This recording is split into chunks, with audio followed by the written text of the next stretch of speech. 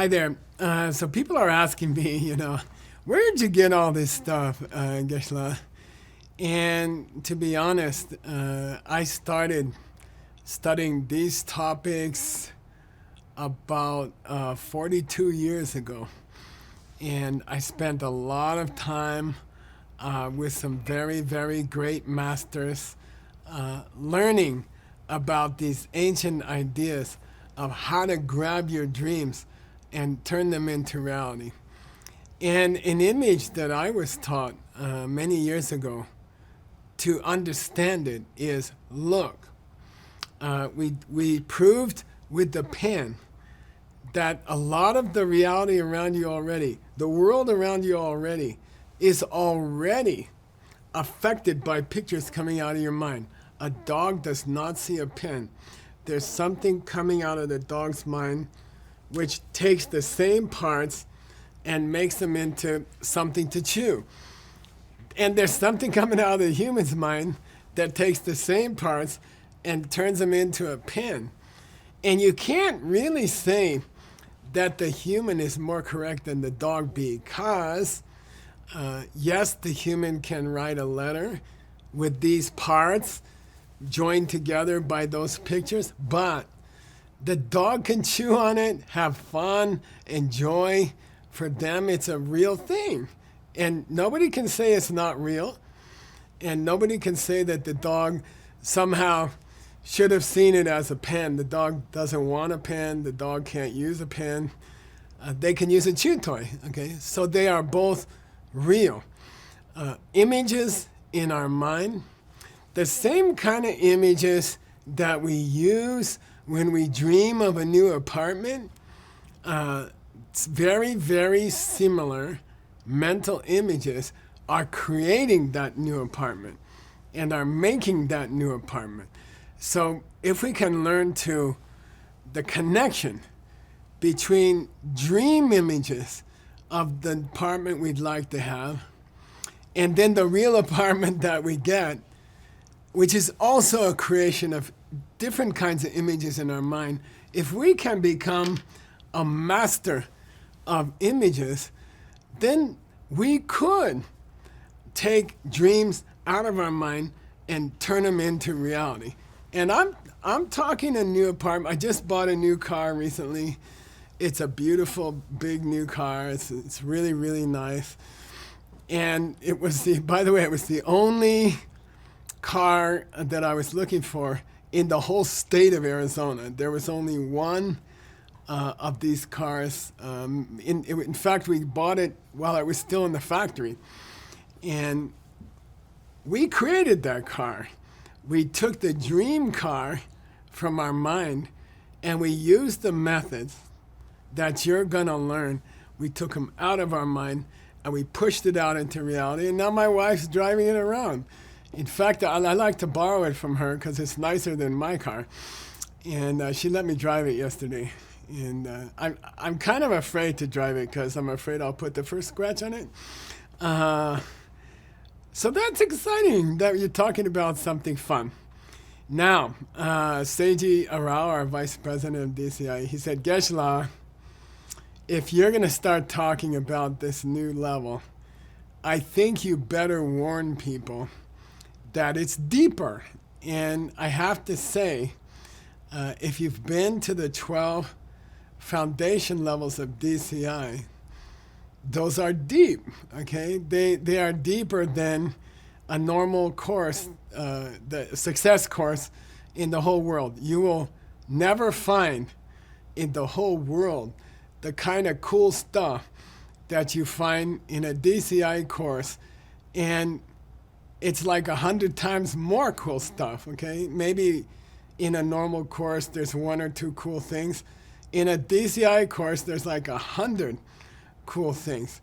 Now listen, if you have taken one of those 12 courses, and I believe you probably used it in your life and you had some cool success from it, the advanced levels are advanced, okay? We go deeper. And you got to be willing, you got to be a little brave to take this advanced course, okay? We're going to go deeper. And to me, deeper doesn't mean more difficult. Deeper means you're going to have to think more, but the rewards are going to be much greater, okay? So you can take a DCI foundation level course. They are beautiful. You can't find courses like that anywhere in the world. But if you decide to sign up for an advanced course, okay, you're going to have to open your mind. You're going to have to open your mind up, and you're going to have to be ready for some fresh, cool new ideas. And then if you are brave and you learn those ideas, you're going to have success that you never dreamed of. Stuff is going to happen. Cool, fun, exciting stuff is going to happen in your life that you never even dreamed about, okay? So that's what we're talking about, DCI Advanced Level 2. I want to show you a picture here that I want you to think about, okay? This is a picture of a little town in California that I have visited in the past. It's called Burbank, California. And if you travel north from Los Angeles is so big that it swallowed Burbank. Burbank used to be a separate town, and now Los Angeles reached north, and Los Angeles grew around this town. It's now a little part inside of Los Angeles. Why I'm showing you this picture is part of Burbank is owned by a big Hollywood movie company, okay? So a big part of this town is owned, I think it's called Universal Studios, but it's one of the bigger Hollywood movie companies. And they own a big piece of property in the middle of Burbank. And it's funny, they build all kinds of strange movie sets there. You can walk through that part of Burbank. You get to a cowboy town with lots of horses and saloons and whiskey and cowboys walking around. And then if you walk one more block to the east, suddenly you're in a World War II scene, and there's lots of tanks, and there's German soldiers running around. And then if you walk another few feet, there's Brad Pitt kissing this beautiful girl in a movie from, I don't know, ancient Greece or something. And what's cool is when you walk through Burbank, sometimes you don't know if you're in the real world or you're in the movie world, okay? So this happens to be, by the way, this picture is part of the real part of Burbank, and there's some nice malls and some nice stores. But sometimes if you walk the wrong way, suddenly you're in a movie set and nothing's real. If you open the door of one of those buildings, there's nothing behind it. There's no building, it's just a door, okay? Why are we talking about that? The world that we live in, the world that you walk through every day is like Burbank, California, okay? The world you walk through every day is just like Burbank, California, and there's three kinds of pictures going on. There's three kinds of mental images going on, you know? There's in your mind, there's a dream, you know? You say, oh, I would like to walk over to the next block and stop inside and get something nice to drink. You know, maybe I could get a good coffee, or maybe I could get a lemonade. So you have in your mind a dream images of things you would like to happen, like your new apartment, okay? Like you have mental images in your mind of things you would like to get, okay? Then there's fake images in your mind. There's fake things in your mind. You walk the wrong way in Burbank, California, to go get a coffee, and you open the door of a coffee shop and you find out it's just a fake door and a fake wall, and it was used for a movie, and it's not a real coffee shop. And we can say that's a different kind of mental image, okay? In your mind, you had a dream of walking into a nice little local coffee shop with good coffee. Then you walked through Burbank, California, you took a wrong turn, and you reached the door that said coffee shop, and you got happy, and you opened the door, and there's nothing on the other side. And it's just a movie set. It's just a fake image. So now we got two kinds of images. You got dream images, and you got fake images, fake coffee shops. Then you say, oh my gosh, I'm in the movie section. And you walk back, you go to the mall here, and you find a real coffee shop. And as we said, that real coffee shop is partly coming out of your mind anyway. It always was. In the same way that a pen is coming out of the mind of the human, and a chew toy is coming out of the mind of the dog. Listen, if the chew toy was really a chew toy, and if the chew toy wasn't partly coming out of the dog's mind, then the human would see a chew toy. Okay? If the chew toy was a chew toy from the chew toy's side, or the pen was a pen from the pen's side, then the dog would see a pen, or the human would see a chew toy. But they don't, okay? And I know it sounds funny, and I know it doesn't sound very important, but it's extremely important, okay? That's a proof that your mental images are helping to create the real world around you, okay? The same images you use, the same kind of images you use when you close your eyes and dream about a new apartment that has enough space for your online work, those images that you use to dream and the images that create those apartments are very similar, okay? They are very, very similar. You could learn to manipulate the dream images and turn them into reality, okay? If the world is not coming from us, if the world is coming from the world, then okay, you cannot take a dream and turn it into reality. That's not possible. I mean, you could dream of a bigger apartment, then you could go work for 10 years and raise more money and buy a new apartment. I'm not talking about that.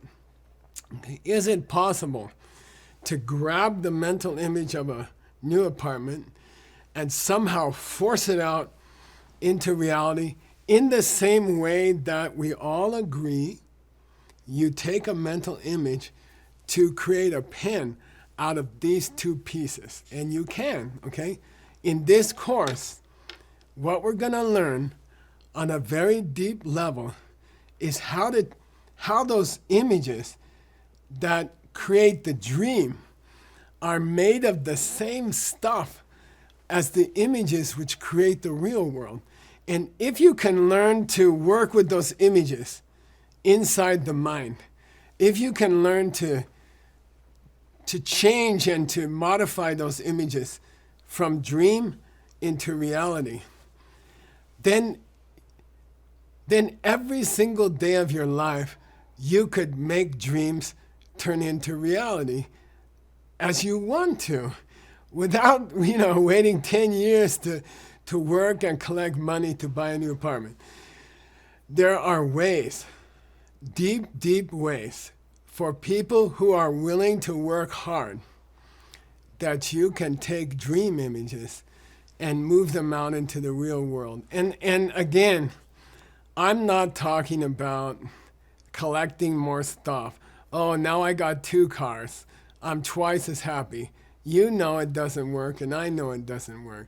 What I'm talking about is how fun it is to have a big dream that maybe is going to help a lot of people, and then pull that dream out of your head and make it reality and learn how to do that, techniques how to do that. That's what this new level's about. Sometimes I get really frustrated because I'm having so much fun and so much cool things happening. And then I look around and I see people working so hard. I drove here this morning to the studio, and it was early in the morning. I had to be here I had to leave home at 5 o'clock in the morning. You know, at 5 o'clock in the morning, the only people on the road is the people with hard jobs. These are the people building houses, the people building roads, the people doing hard manual work. And suddenly here I am in my little Toyota car, and I'm surrounded by these tough guys going to work at 5 o'clock in the morning in the big trucks, you know. And I felt sad. I felt sad for them because they work hard and they work for many years to make a little money. I saw a number yesterday. It takes 3.5 generations to go from poor to medium. It takes, in every country, minimum. And in some countries, the number is 9. In some countries, the number is 9. It takes 9 generations to go from poverty to medium income. In America and in Europe, it's 3.5 lifetimes, 3.5 generations. Only your grandchildren can hope to go from poverty to medium. And I see these people every day, and I think, God, if they could only learn how to take a dream and push it out into reality. You know, how would the world be if everyone learned how to do this? So I encourage you to take the course.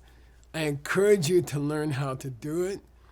But I also encourage you to try to imagine what the world would be like if you learned how to do it, and then you shared it with your friends, and they shared it with their friends, and they shared it with their friends. Then all of this, millions of people who are living a very hard life, imagine suddenly their dreams would come true, and you could help make that happen.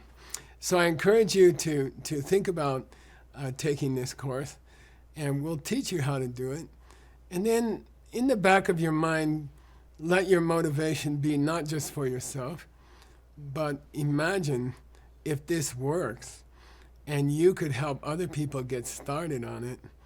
Wouldn't that be a wonderful thing to do in your life? Okay? All right. So I hope to see you there at the invitation event, and then maybe we'd end the course together. Okay, thank you for listening.